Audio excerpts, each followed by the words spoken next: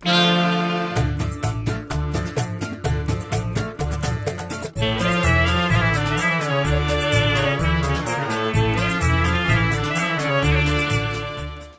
വനിതാ ദിനത്തിൽ അതിഥിയായി പ്രശസ്ത ഗായിക വൈക്കം വിജയലക്ഷ്മി നമുക്കൊപ്പമുണ്ട്. സ്ത്രീകളുടെ മഹനീയത ഉയർത്തിപ്പിടിച്ച ധീരമായ നിലപാടെടുത്ത വൈക്കം വിജയലക്ഷ്മിക്ക് സ്വാഗതം. നമസ്കാരം. നമസ്കാരം. കാറ്റേ കാറ്റേ നീ പൂക്കാമരത്തിൽ പാട്ടും മൂളി വന്നോ, ഞാലിപ്പൂങ്കതളി വാഴ പൂക്കളിൽ ആകെ നിറഞ്ഞോ, ആകെ നിറഞ്ഞോ. 2016 വരെ പ്രശസ്തയായ ഗായികയായിരുന്നു വൈക്കം വിജയലക്ഷ്മി. 2017 ആയപ്പോൾ പ്രശസ്ത ഗായിക എന്നതിനപ്പുറം ഒരുപാട് സ്ത്രീകൾക്ക് പ്രചോദനമായ നിലപാടെടുത്ത സ്ത്രീ. ഒപ്പം തന്നെ സംഗീതത്തിൽ റെക്കോർഡും കൈവരിച്ചിരിക്കുന്നു. എങ്ങനെ, എന്ത് തോന്നുന്നു? അതാണ് ഏറ്റവും വലിയ നമ്മുടെ ഒരു വളരെ നാളത്തെ സ്വപ്നമായിരുന്നു. അതാണ് ഇപ്പോൾ സഫലീകരിച്ചിരിക്കുന്നത്. അതിന് എൻ്റെയും അച്ഛൻ്റെയും അമ്മയുടെയും ഗുരുക്കന്മാരുടെയും എല്ലാവരുടെയും എൻ്റെ അഭ്യുദയകാംക്ഷികളുടെ എല്ലാവരുടെയും സ്വപ്നമാണ് ഇപ്പോൾ സാധിച്ചിരിക്കുന്നത്. അതിന് ദൈവത്തിന് നന്ദി പറയുന്നു. മാതാപിതാക്കൾക്കും ഇതിന് നേതൃത്വം വഹിച്ച ആചാര്യ ആനന്ദകൃഷ്ണ അവറുകൾക്കും നന്ദി പറയുന്നു. പിന്നെ Senthil sir, advocate Haridas sir, അതുകൂടാതെ URFൻ്റെ ചെയർമാനായ സുനിൽ ജോസഫ് സാറിനും നന്ദി പറയുന്നു. തുടർച്ചയായി 5 മണിക്കൂർ ഗായത്രി വീണ മീട്ടിയ റെക്കോർഡ് നേട്ടം കൈവരിച്ചിരിക്കുന്നു. ഇതിന് പിന്നിലെ പ്രചോദനമായത് എല്ലാവരുടെയും പ്രോത്സാഹനം, അച്ഛൻ്റെ അമ്മയുടെയും പ്രോത്സാഹനം, എൻ്റെ സ്റ്റുഡൻറ്റിൻ്റെ മറ്റേ ഗിരിജാമ്മയുടെ പ്രോത്സാഹനം, അങ്ങനെ എല്ലാവരുടെയും ജനങ്ങളുടെയും മാധ്യമ സുഹൃത്തുക്കളുടെയും പ്രോത്സാഹനമാണ് ഇതിന് അങ്ങനെ പ്രചോദനം നൽകിയത്. മാതാപിതാക്കളാണ് ഏറ്റവും വലിയ പിന്തുണയെന്നറിയാം. വൈക്കം വിജയലക്ഷ്മി എന്നുള്ള ഗായികയെ രൂപപ്പെടുത്താൻ എത്രത്തോളം പങ്കാണ് അച്ഛനും അമ്മയും വഹിച്ചിട്ടുള്ളത്? തീർച്ചയായിട്ടും ഇപ്പോഴും അത് തന്നെ. എന്നുവെച്ചാൽ അത് മാത്രമല്ല, ഈ ഒറ്റക്കമ്പിയിൽ അങ്ങനെ ലോകത്തിൽ നമ്മൾ മാത്രമേ, അത് പല വിവിധ ശ്രുതികളിൽ വായിക്കുന്നത് ഇപ്പം ഞാൻ മാത്രമേ ഉള്ളൂ എന്നൊക്കെയാണ് അറിവ്. അപ്പോൾ അതുകൊണ്ട് ആ ഒരു കാര്യത്തിന് വേണ്ടി വളരെ നാളായിട്ട് പ്രയത്നിക്കുകയാണ്. ഒരു ഗിന്നസ് റെക്കോർഡിൽ ഇങ്ങനെ ചെയ്യണമെന്ന്. ഇപ്പോഴാണ് അതിന് സമയമായത്. അച്ഛൻ്റെ അമ്മയുടെയും പ്രോത്സാഹനമാണ് നമ്മുടെ ജീവിത വിജയം എന്ന് പറയുന്നത്. എല്ലാവരും മനസ്സിലാക്കേണ്ടതാണ്. മാതാപിതാക്കളുടെയും എല്ലാവരുടെയും പ്രോത്സാഹനം ഉണ്ടെങ്കിൽ നമുക്ക് ജീവിത വിജയം കൈവരിക്കാൻ സാധിക്കും. ജീവിതത്തിൽ ഐശ്വര്യങ്ങൾ ഉണ്ടായിക്കൊണ്ടിരിക്കും. അതാണ്. ഈശ്വരവിശ്വാസിയാണോ?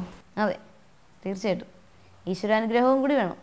മാതാപിതാക്കളുടെ പ്രോത്സാഹനം ഈശ്വരാനുഗ്രഹവും ഭാഗ്യവും കൂടെ ഒത്തുവരുമ്പോൾ നമുക്ക് സംഗീതത്തിലായത് ഏത് കലയിലായാലും ഐശ്വര്യങ്ങളുണ്ടാവും, ഉയർച്ചയിൽ എത്തിക്കൊണ്ടിരിക്കും. പിന്നെ വിനയവും കൂടി, ഭക്തിയും വിനയവും ഒരു ഉപാസനയായിട്ട് എടുക്കുകയാണെങ്കിൽ തീർച്ചയായിട്ടും നന്മ വരും. മലയാള സംഗീതത്തിൽ മുൻനിര ഗായകർക്കൊപ്പം തന്നെ ഒഴിച്ചുകൂടാനാകാത്ത സാന്നിധ്യമാണ് വൈക്കം വിജയലക്ഷ്മി. ഈ നേട്ടം ചുരുങ്ങിയ കാലം കൊണ്ട് എങ്ങനെയാണ് നേടിയെടുത്തത്? ഈ നേട്ടം നമ്മുടെ സാധകം, അതുകൂടാതെ മാതാപിതാക്കളുടെ പ്രോത്സാഹനമാണ് പ്രധാനം. സാധകത്തിലൂടെയും ഭഗീരഥ പ്രയത്നത്തിലൂടെയും കൈവരിക്കുന്നു. അങ്ങനെയാണ് കൈവരിക്കുന്നത്. പിന്നെ എല്ലാവരും ഇപ്പം ഗുരുക്കന്മാരുടെയൊക്കെ അനുഗ്രഹം, അതാണ് ദൈവാനുഗ്രഹം. തുറന്നു പാടുന്ന പ്രകൃതം പോലെയാണ് വൈക്കം വിജയലക്ഷ്മിയുടെ പ്രകൃതം എന്ന് കേട്ടിട്ടുണ്ട്. എല്ലാ കാര്യങ്ങളും തുറന്ന സമീപനം സ്വീകരിക്കുന്നുണ്ടാവും. തുറന്ന സമീപനമാണോ? അതെ, എല്ലാ കാര്യങ്ങളും അങ്ങനെയാണ്. ഓപ്പണായിട്ടുള്ള സമീപനമാണ്, അതാണ് വേണ്ടത്. ചെറിയ കുട്ടികൾ വരെ വൈക്കം വിജയലക്ഷ്മി എന്നുള്ള ഗായികയെ പെട്ടെന്ന് ഐഡൻറ്റിഫൈ ചെയ്യുന്നുണ്ട്. ഈ ഒരു ഐഡൻറ്റിറ്റി മലയാള സിനിമാ മേഖലയിൽ എത്രത്തോളം സഹായകമായിട്ടുണ്ട്? അതെ, തീർച്ചയായിട്ടും. അതാണ് ഏറ്റവും വലിയ നേട്ടം. നിങ്ങളുടെ എല്ലാവരെയും പ്രോത്സാഹനവും, മാതാപിതാക്കളുടെ മാത്രമല്ല കേട്ടോ, ജനങ്ങളുടെയും കോടി ജനങ്ങളുടെയും നിങ്ങളെപ്പോലുള്ള എല്ലാവരുടെയും പ്രോത്സാഹനമാണ് നമുക്ക് വേണ്ടത്. സംഗീതം പഠിക്കുമ്പോൾ തന്നെ ഒരുപാട് വെല്ലുവിളികളൊക്കെ നേരിട്ടുണ്ടാവും അല്ലേ? അത്ര കാര്യം ഇല്ല, അങ്ങനെയൊന്നും ഉണ്ടായിട്ടില്ല. എല്ലാവർക്കും ഉള്ളവരെ പഠിക്കേണ്ടതെന്നോ അങ്ങനെയൊന്നും ആരും പറഞ്ഞിട്ടില്ല കേട്ടോ. അത്തരത്തിലൊരു പ്രശ്നങ്ങളും ഉണ്ടായിട്ടില്ല. വിവാദനം പോലും അങ്ങനെയൊന്നും ഉണ്ടായിട്ടില്ല. ശാസ്ത്രീയ സംഗീതത്തോടായിരുന്നോ താല്പര്യം? അതെ, ഇപ്പോഴും അങ്ങനെ തന്നെ, മാറ്റമില്ല. ഒരു പാട്ട് പാടാമോ? ഏതാ ചേച്ചിക്ക് ഇഷ്ടപ്പെട്ട ഒരു പാട്ട്? ഞാൻ സ്ത്രീയെക്കുറിച്ച് നമ്മുടെ ചേർത്തല സരസ്വതി അമ്മ രചിച്ച ഒരു കവിതയുണ്ട്. അത് 2 വരി അറിയാവുള്ളൂ, ബാക്കി ഓർമ്മയില്ല. അത് ക്രിസ്തുദാസ് ചേർത്തല അദ്ദേഹമാണ് സംഗീതം ചെയ്തത്. ഞാൻ പാടിയിട്ടുണ്ട്. അത് യൂട്യൂബിലൊക്കെ ഉണ്ടാവും. കേട്ടിട്ടുണ്ടോ? സ്ത്രീ എന്ന കവിതയുടെ പേര്. പാടാമോ നമുക്ക്? 2 വരിയേ ഓർമ്മയുള്ളൂ. അരുതരുത് ക്രൂരത സ്ത്രീയോടരുതരുത്,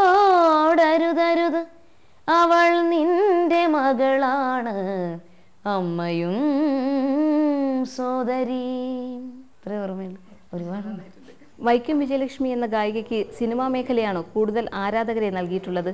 ശരിക്കും അതിനു മുമ്പ് ഉണ്ടായിരുന്നുവെങ്കിലും കൂടുതൽ സിനിമയിലെത്തിയ ശേഷമാണ്. സ്റ്റേജ് ഷോയ്ക്കൊക്കെ പോകുമ്പോൾ ആരാധകരുടെ ഭാഗത്തുനിന്ന് ചേച്ചിയെ കാണാനൊക്കെ വരാറുണ്ടോ? പിന്നെ എന്തോരം ആൾക്കാർ എവിടെ പോയാലും വണ്ടിയിൽ വെച്ചാണെങ്കിലും തന്നെ വണ്ടി നിർത്തിയിട്ട് എവിടെ വെച്ചായാലും കാണാൻ വരും കേട്ടോ, ഫോട്ടോ എടുക്കുക. മറക്കാനാവാത്ത എന്തെങ്കിലും അനുഭവം ഉണ്ട്. ദക്ഷിണാമൂർത്തി സ്വാമികളുടെ അനുഗ്രഹം ലഭിച്ചു, 3 പ്രാവശ്യം ലഭിച്ചായിരുന്നു. അതുകൂടാതെ SPB സാറിനെ പരിചയപ്പെടാൻ പറ്റി. അങ്ങനെ എന്തോരം ഇളയരാജ സാറിൻ്റെ മകൻ്റെ 2 സിനിമയിൽ പാടിയായിരുന്നു. ഇത് പിന്നെ മാവേലിക്കര പൊന്നാരം തോട്ടത്ത് ശ്രീകൃഷ്ണസ്വാമി ക്ഷേത്രത്തിൽ 97 അന്ന് വായ്പാട്ടായിരുന്നു. അപ്പം മഴ അമൃതവർഷിണി രാഗം പാടിയപ്പോൾ മഴ പെയ്തു. ഇതൊക്കെയാണ്. പിന്നെ ഒരു ദീപക് എന്നൊരു രാഗം ഗായത്രി വീണയിൽ വായിച്ചപ്പോൾ മഴ മാറുകയും ചെയ്തു. ഇതൊക്കെയാണ്. ഒരുപാട് സ്റ്റേജ് ഷോസ് ഒക്കെ ചെയ്യുന്നുണ്ടല്ലോ അല്ലേ? അപ്പോൾ ഈ സ്റ്റേജിൽ പ്രത്യേകിച്ചും ഈ കാണികൾ ഓഡിയൻസിൻ്റെ റെസ്പോൺസ് വളരെ നല്ല റെസ്പോൺസ്. അതാണ് ഏറ്റവും നമുക്ക് പ്രചോദനം നൽകുന്നത്. എനർജി ലെവൽ കൂട്ടുന്ന ഓഡിയൻസിൻ്റെ റെസ്പോൺസാണ്. കയ്യടി ശബ്ദം എന്താ, പിന്നെ ഇടയ്ക്ക് കൂവുന്ന ശബ്ദം, അത് കേൾക്കാൻ രസമല്ലേ? സന്തോഷം വരുമ്പോൾ കൂവത്തില്ലേ, അത് കേൾക്കാൻ നല്ല രസമാണ്. അങ്ങനെയാണ് അതിനെ ഉൾക്കൊള്ളുന്നത് അല്ലേ? അങ്ങനെ നമ്മൾ അക്സെപ്റ്റ് ചെയ്യണം. ചിലർക്കും അത് ഇഷ്ടപ്പെടില്ലേ, അത് നമുക്കുള്ളൊരു എനർജി ആയിട്ട് നമ്മൾ കാണുന്നത്, പോസിറ്റീവ് എനർജി ആയിട്ട്. സെല്ലുലോയിഡ്, നടൻ തുടങ്ങിയ സിനിമകളിലെ പാട്ടുകൾ മലയാളത്തിൽ പ്രേക്ഷകർ നെഞ്ചേറ്റിയ ഗാനങ്ങളാണ്. ഈ പാട്ടുകൾ പ്രേക്ഷകർക്കായി ഒന്ന് പാടാമോ? ഒറ്റയ്ക്കു പാടുന്ന പൂങ്കുയിലേ നിന്റെ പട്ടുപോലുള്ള ഈ പാട്ടിനുള്ളിൽ എന്തിത്ര സങ്കടം ചൊല്ലാമോ, തേനൂറും കനിയേറെ കൊത്തിയിട്ടും ചുണ്ടിൽ മധുരിക്കും പാട്ടൊട്ടും ബാക്കിയില്ലേ, മധുരിക്കും പാട്ടൊട്ടും ബാക്കിയില്ലേ. ഒറ്റയ്ക്കു പാടുന്ന പൂങ്കുയിലേ നിന്റെ പട്ടുപോലുള്ള ഈ പാട്ടിനുള്ളിൽ എന്തിത്ര സങ്കടം ചൊല്ലാമോ. എങ്ങനെയായിരുന്നു ചേച്ചി സംഗീത ജീവിതത്തിലേക്കുള്ളൊരു ചുവടുവയ്പ്പ്? ചെറിയ കാലം മുതൽ തന്നെ ചേച്ചി? അതെ, 1.5 വയസ്സിൽ പാടുമായിരുന്നു. അത് ഞാൻ ജനിച്ചത് വിജയദശമി നാളിലായിരുന്നു, 1981 ഒക്ടോബർ 7. അപ്പോൾ അതിനുശേഷം 5 വയസ്സ് വരെ ചെന്നൈയിലായിരുന്നു. അപ്പോൾ അവിടെ വെച്ച് 1.5 വയസ്സിൽ പാടുമായിരുന്നു എന്ന് അമ്മയും അച്ഛനൊക്കെ പറഞ്ഞൊരു ഓർമ്മയുണ്ട്. ആദ്യം പാടിയത് ഞാനൊരു സിന്ധു കാവടി ചിന്ത് എന്നുള്ള ഗാനം, ചിത്ര ചേച്ചിയുടെ സിനിമ സിന്ധു ഭൈരവി എന്നുള്ള ചിത്രത്തിൽ ഇളയരാജ സാറിൻ്റെ സംഗീതം, അതാണ് പാടിയിരുന്നത്. 5 വയസ്സിൽ കേരളത്തിൽ വന്നു. അപ്പോൾ ഈ ദാസേട്ടൻ്റെ കാസറ്റാണ് ആദ്യം കേട്ടു തുടങ്ങിയത്. കാസറ്റ് കേട്ടുള്ള പഠനമായിരുന്നു, MS അമ്മയുടെയും ബാലമുരളി സാറിൻ്റെയും.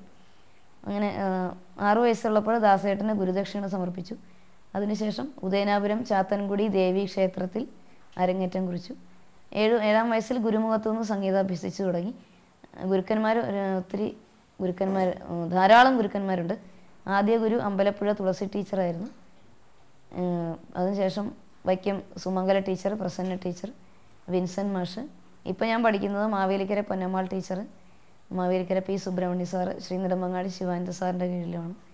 അതിപ്പോൾ 30 വർഷമായിട്ട് സംഗീത കച്ചേരിയും ഗായത്രി വീണയും അതോടൊപ്പം ഗാനമേളയും ഒക്കെ സിനിമാ രംഗത്തുമൊക്കെ ചെയ്തുകൊണ്ടിരിക്കുന്നു. അതിനുശേഷം സിനിമാ രംഗത്ത്. സാമൂഹ്യ മാധ്യമങ്ങളിൽ വളരെ സജീവമാണ് വൈക്കം വിജയലക്ഷ്മി. ഒപ്പം തന്നെ സാമൂഹ്യമായിട്ടുള്ള ഒരുപാട് ഇടപെടലുകളും വൈക്കം വിജയലക്ഷ്മിയുടെ പോസ്റ്റുകളിൽ കാണുന്നുണ്ട്. ഒരുപാട് ഫോളോവേഴ്സ് ഉണ്ട്. ഇവരൊക്കെ വൈക്കം വിജയലക്ഷ്മിയുമായി ബന്ധപ്പെടാറുണ്ടോ? ഉണ്ടെന്ന് തോന്നുന്നു. ഞങ്ങളല്ല കൈകാര്യം ചെയ്യുന്നത്, ഒരു ഇരിങ്ങാലക്കുടയിലെ മിഥുൻ സാറാണ് കൈകാര്യം ചെയ്യുന്നത്. അദ്ദേഹം പറയാറുണ്ട്. പിന്നെ വൈക്കത്തൊരു സിറാജ് എന്ന് പറഞ്ഞ ചേട്ടൻ പറയാറുണ്ട്, അദ്ദേഹം ഹെൽപ്പ് ചെയ്യാറുണ്ട്. അപ്പോൾ മെസ്സേജൊക്കെ അയക്കുന്ന കാര്യങ്ങളൊക്കെ പറയാറുണ്ട്.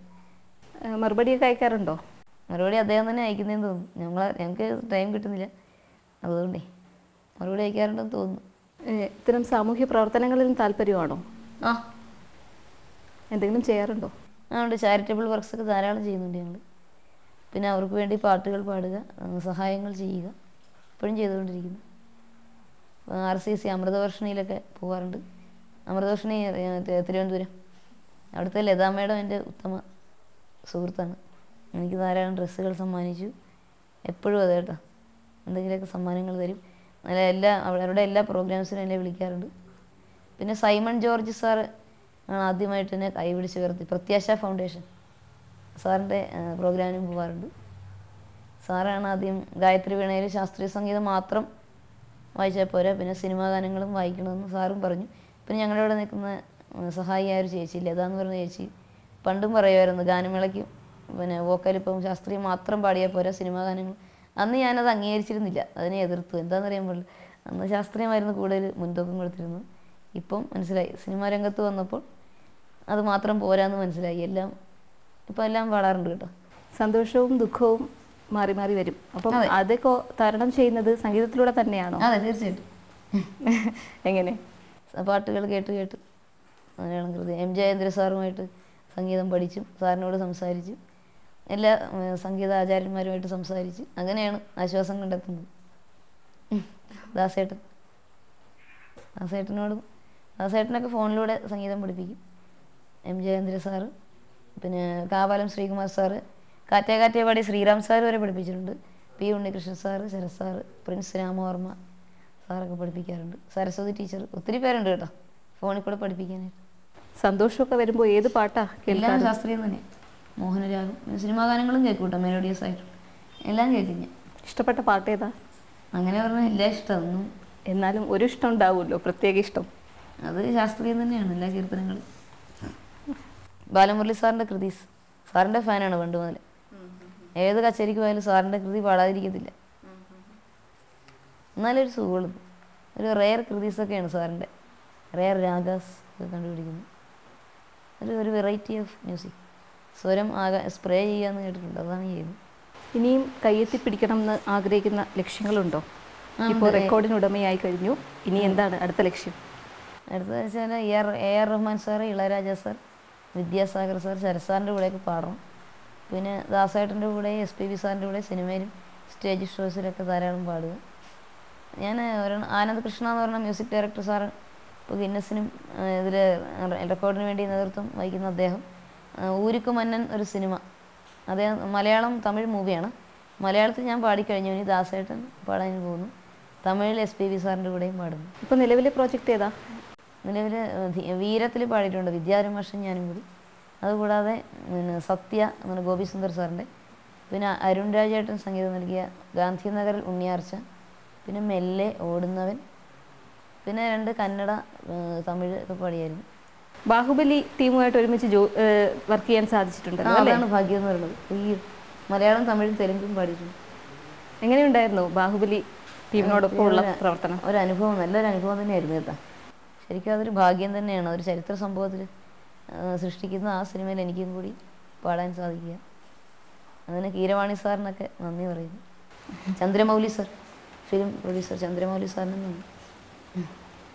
അവർ എങ്ങനെയാണ് ബന്ധപ്പെട്ടത് ഈ പാട്ടിലേക്ക്? അത് ഈ തമിഴ് സിനിമയിലെ ഗാനങ്ങൾ ഇമാൻ സാറിൻ്റെ പാട്ടുകൾ പാടിയതിന് ശേഷം, ഇമാൻ സാറിൻ്റെ പാട്ടുകൾ പാടിയതിന് ശേഷമാണ് വിളിക്കാൻ തുടങ്ങിയത്. അവരുമായിട്ടൊരു റിലേഷൻ, അങ്ങനെ ഒരു കമ്മിറ്റ്മെൻ്റ് ഉണ്ടായത്. കാഴ്ച തിരിച്ചു കിട്ടുന്നതിനായി ചികിത്സ നടത്തുകയാണെന്ന് ഇടയ്ക്ക് കേട്ടിരുന്നു, ശരിയാണോ? ഇപ്പം 11 സ്റ്റേജ്, ഇപ്പോൾ ഹോമിയോ ട്രീറ്റ്മെൻറ്റാണ്. ഇപ്പം 10 മാസമായിട്ടുള്ളൂ തുടങ്ങിയിട്ട്. ഇപ്പം 100 സ്റ്റേജസോളം കഴിക്കണമെന്ന് കോട്ടയത്തുള്ള ശ്രീകുമാർ സാർ പറഞ്ഞു. ശ്രീകുമാർ സാറിൻ്റെ ട്രീറ്റ്മെൻറ്റാണ്. അപ്പം അങ്ങനെ വെളിച്ചം കൂടുതൽ കണ്ടു തുടങ്ങി, അത്രയൊക്കെ ഉള്ളൂ. പിന്നെ ആളടുത്തുകൂടി നടന്ന് പോകുന്നതായിട്ട് ഇങ്ങനെ ഫീൽ ചെയ്യും, അത്രയൊക്കെ ആയിട്ടുള്ളൂ. എത്ര സമയമാണ് ഡോക്ടർമാർ പറയുന്നത്? അങ്ങനെ പറഞ്ഞിട്ടില്ല, കുറേ വർഷങ്ങൾ. 100 സ്റ്റേജസ് മരുന്ന് കഴിക്കും, അപ്പോൾ കുറേ വർഷം ഉണ്ടാവും. ചേച്ചി സന്തോഷത്തിലാണ്? അതെ.